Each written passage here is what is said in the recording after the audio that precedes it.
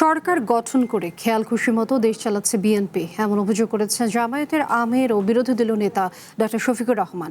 দুপুরে গাইবান্ধা শাখাটায় এক জনসমাবেশে তিনি আরো বলেন, জনতার রায় অগ্রাহ্য করে অতীতে কেউ টিকে থাকতে পারেনি।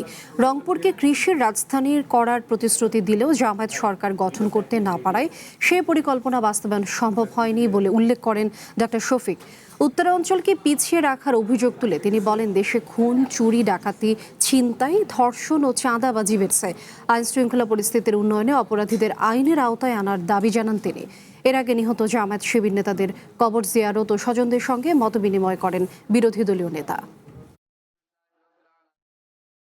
যারা এখন ক্ষমতায় গেছে যে আমরা দলীয় শাসন কায়েম করব না, জনতার রায়কে অগ্রাহ্য অপমান করে অতীতে কেউ টিকে নাই, শান্তি পায় নাই, সম্মান পায় নাই, ক্ষমতা পাকাভুক্ত করতে পারে নাই। 14, 18, 24-এর নির্বাচন তার প্রমাণ।